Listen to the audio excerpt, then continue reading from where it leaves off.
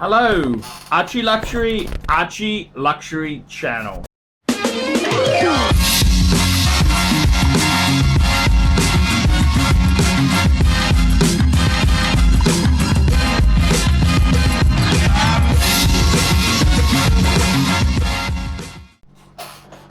Hello, I'm Paul Pluta and welcome to the Paul Pluta channel. Today I'm doing paid reviews.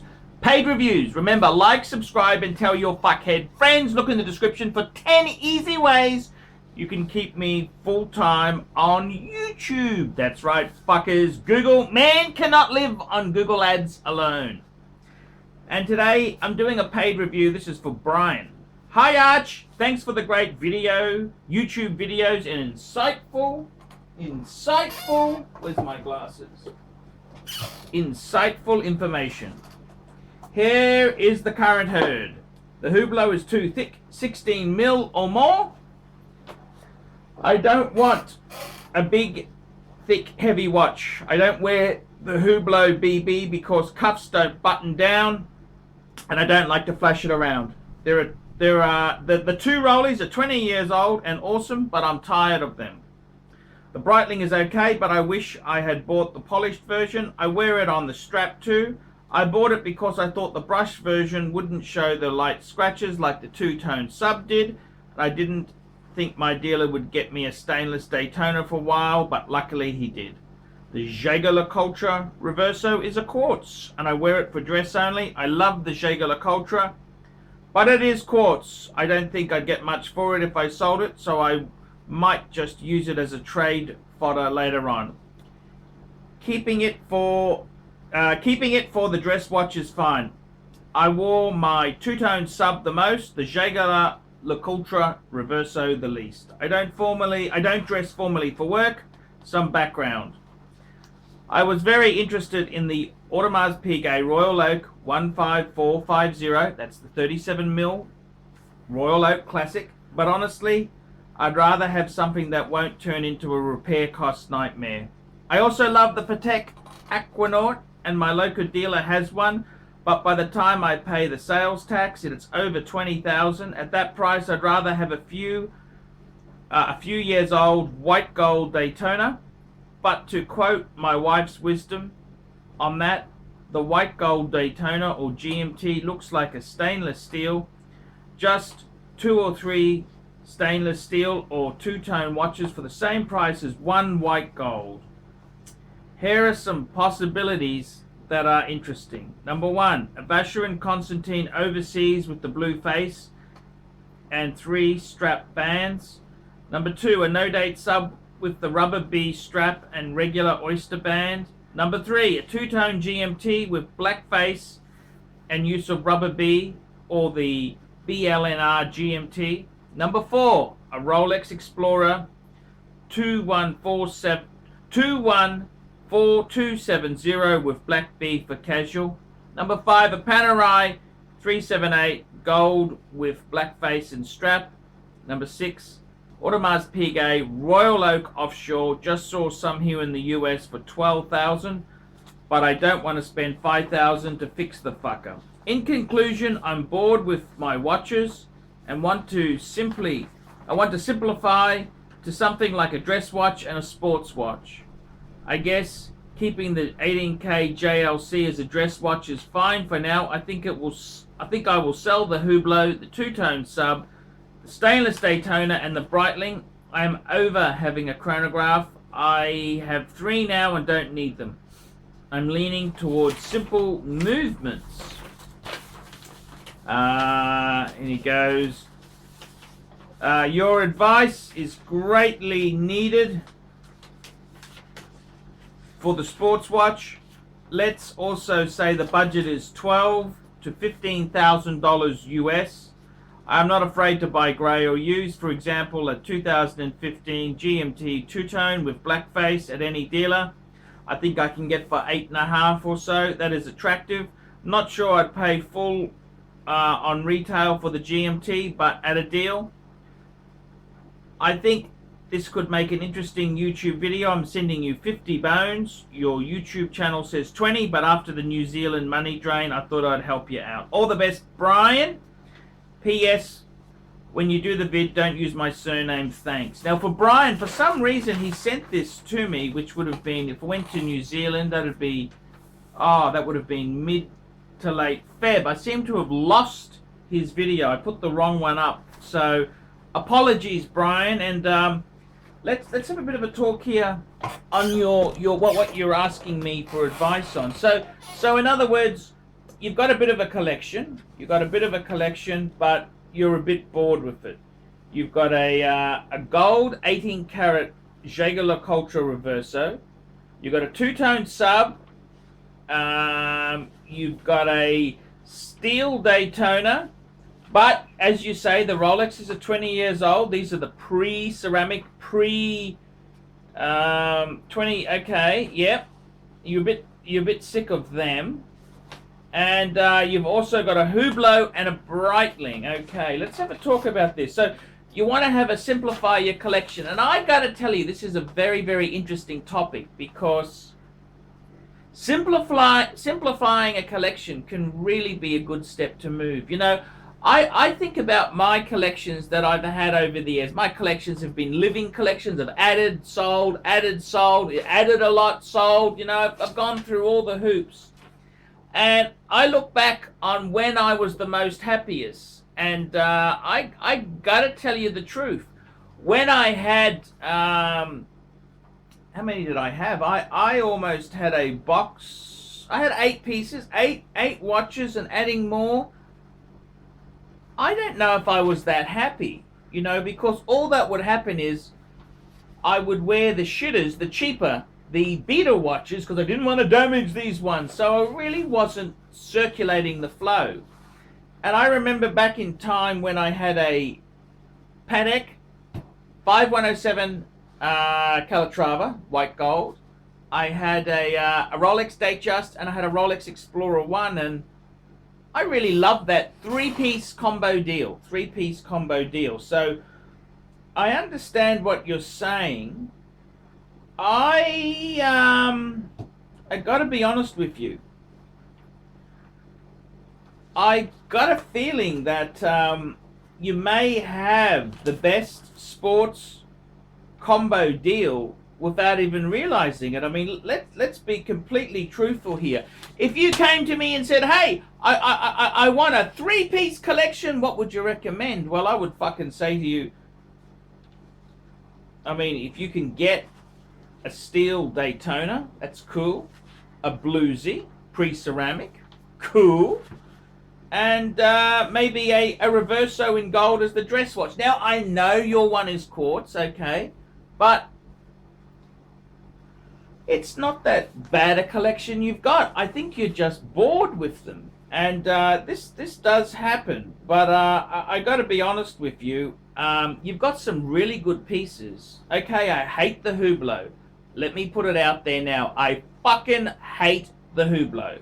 Okay, I don't like it. Don't like it. I never liked Hublot. Piss it off. I'm not really a fan of your Breitling. I would piss that off as well. I can understand that.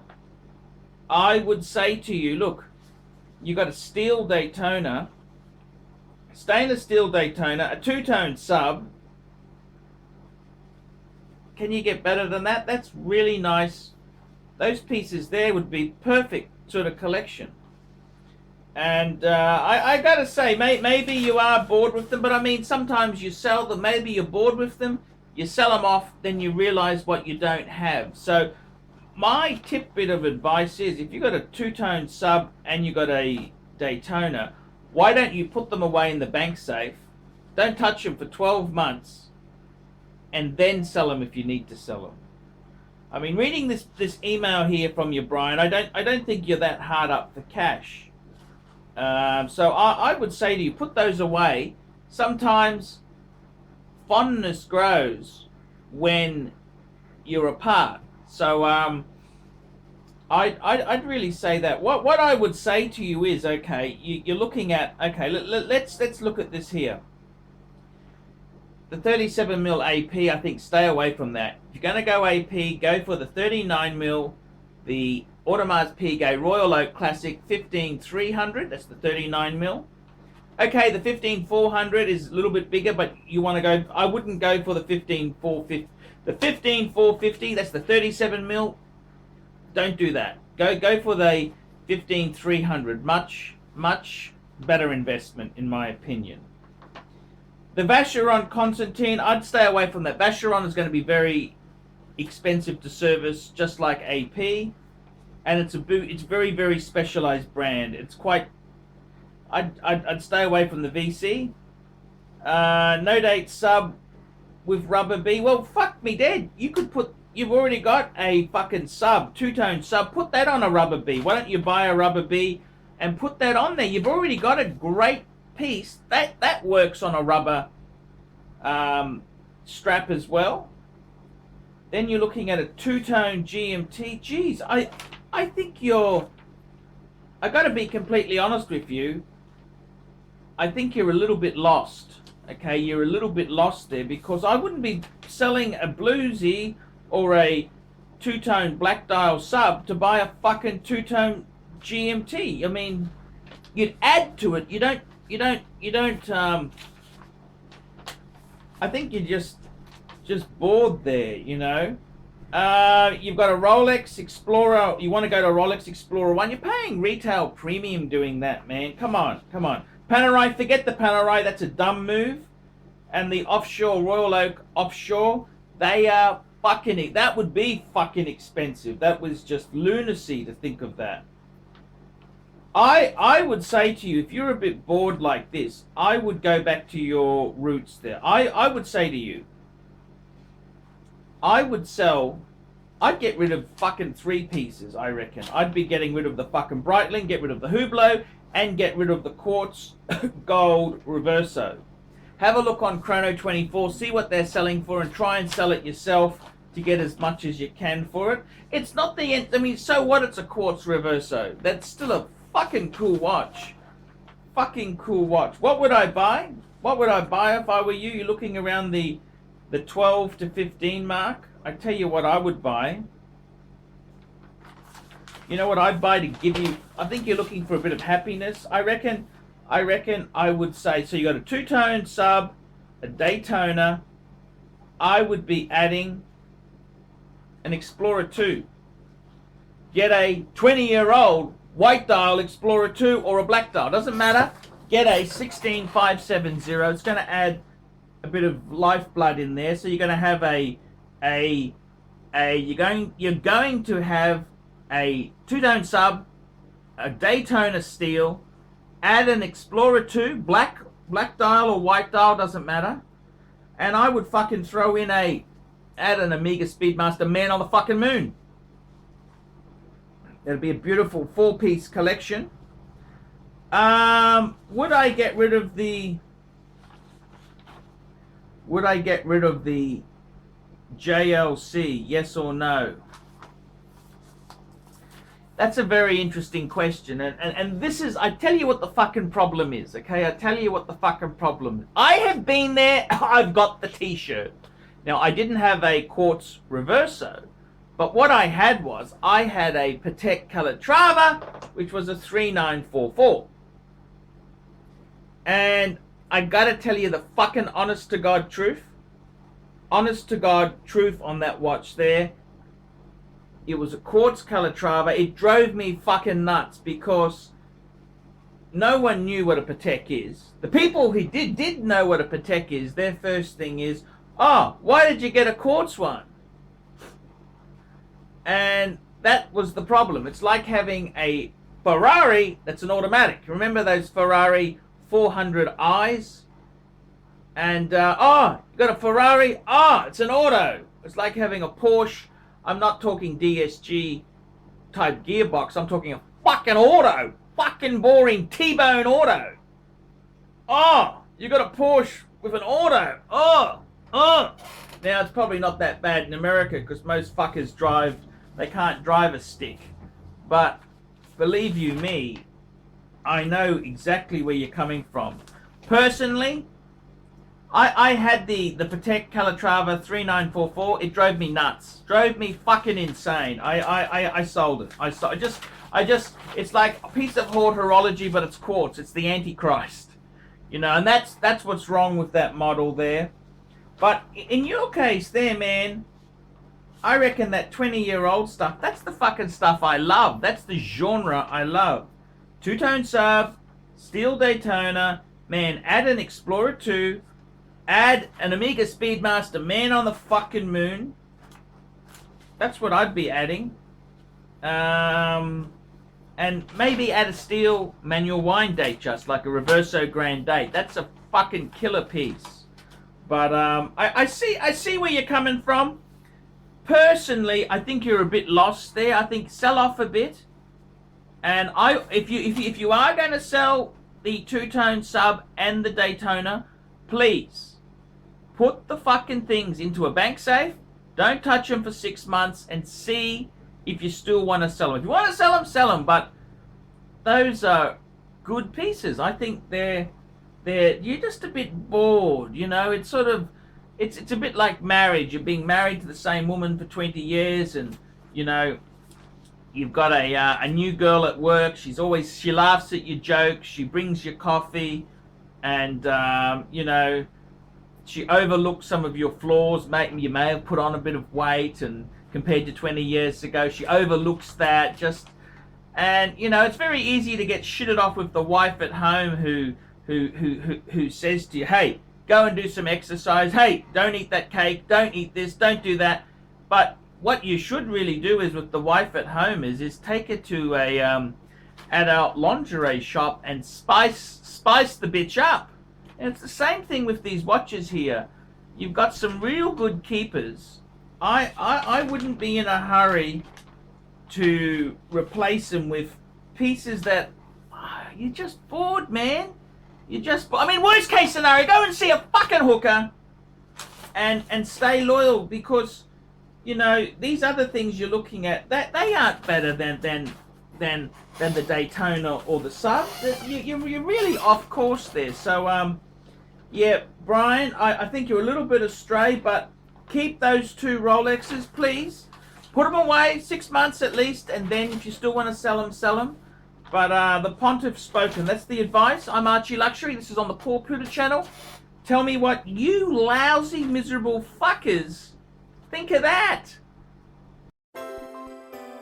We specialize here in pre-owned Rolex watches. Rolex watch is a very special timepiece, and we always do the servicing exactly as factory specifications. We buy a pre-owned piece and we put it into brand new condition. We have Rolex certified technicians working on that. We completely disassemble the piece. We adjust and polish and change every single part of the watch. You have to have certified watchmakers that know what they're doing. If you have an expensive car, you're just not going to bring it to any mechanic that doesn't know what they're doing. You spend $5,000, it's like if you put money in the safe deposit box.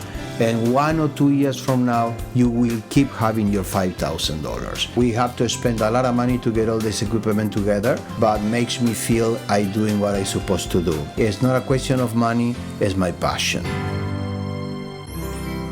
Jewelers on time, simply the best.